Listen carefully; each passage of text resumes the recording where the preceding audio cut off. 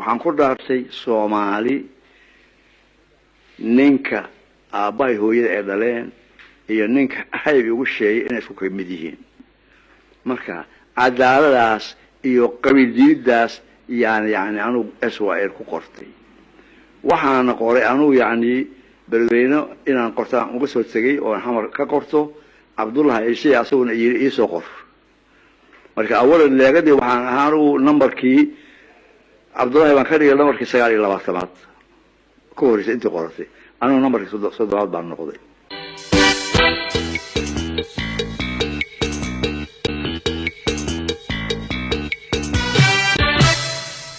magaalada Muqdisho oo aan iyadana dhawaan booqday dadkii aan kula kulmay waxa kamid ah madaxweynihii ugu horeeyay ee Soomaaliya mudane Aadan Cabdulla Cusmaan oo dadka intiisa badan ay u yaqaanaan Aadan Cadde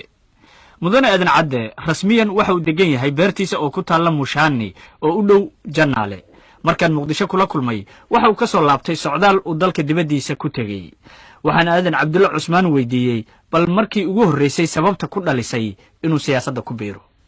waxay u dhaliyay Soomaali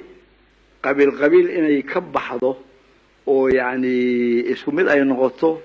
inaan wax ka shaqeeyo ay u dhaliyay intii aad siyaasadda ku jirtay waxaad ka gaartay jagada ugu sarreysa oo waxaad madaxweyne ka noqotay dalka Soomaaliya xilal kale oo kala duwan dabcan waad qabatay muddada aad siyaasadda ku jirtay ma xusuusan tahay go'aankii kuugu adkaa ee xafiiska kuugu soo mara ama dhibaatadii kuugu badnayd ee aad kala kulantay maamulkaaga siyaasadeed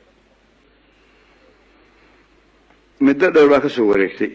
marka yani wax alla wax iga hor yimid oo yani ama aan ku farxo ama yani aan maduran ka noqdo ma xasuusto xaqiiqada walaakiin anigu dadaal baan hayay intii horta waxaan qortay anigu 1944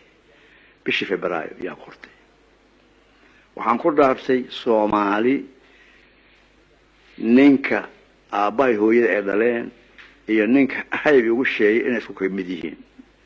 marka cadaaladaas iyo qabiildiidaas yani anu SYL ku qortay waxaan qoray anu yani balweyno inaan qortaan uga soo tagay oo xamar ka qorto Abdullah Eeshay asaguna ii soo qor marka awalan leegadii waxaan ahaanu numberkii Abdullah baan ka dhigay numberkii 29 ku horeysay intii qortay anu numberkii 7 baan noqday marka hadee anigu waa shaqeeyay intii tabartida waa shaqeeyay Ilaahay baa iga sareeyay laakiin wax eemo gooni aan ahayn yani Soomaali inay isku mid noqoto ku dadaal oo contribute waxaan ahayn ma jirin hadda dalka Soomaalida waxaad ka warhaysaa dhibaatooyin fara badan in ay ka dhaceen intii aad ka shaqeynaysa maamulka ama Soomaalida dhan aad madax u ahayd ma saadaalisay oo maamulka jira iyo dadku siday u dhaqmayaan marna ma istiri dagaal la xoog leh iyo sokeeye ayaa sidan u dhici doona ma ismaanan dhihin maxaa jira xaqiiqada toddobaysan oo presidenta ka ahaa xalku waa socday yani inkastoo qalad u dhacayay wax weyn oo dhaco yani muxuu aan waxaas aan yani aan islaamay saas noqotaa ma jirin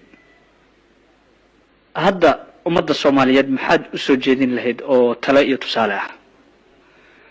waxaan soo jeedin lahaa inay yani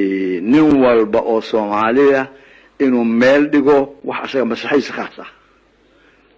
khaas inuu meel dhigo oo wax walba ku kormariyo Soomaaliya يعني هشيس كذا يوارد المدينة إنه وحول أهره هشيس كصوماليات يوديك الصوماليات مدن آذن عبد الله عثمان آذن عدة ودوان أن كل ما مجال مقدشو آذن عبد الله ومدحوينه وجوه الرئيس الصومالية تضبطنا أيو ذلك كتليني سن بدأها أيون حلك وجدجي كدب مركي دور شلو جهلي أنت كدب وحول يكون ولا ذلك جديهسا هذا وحول دجاي هي beertiisa oo ku taala meel u dhow Mushaani oo ah tuulo ku taala Janaale agtiisa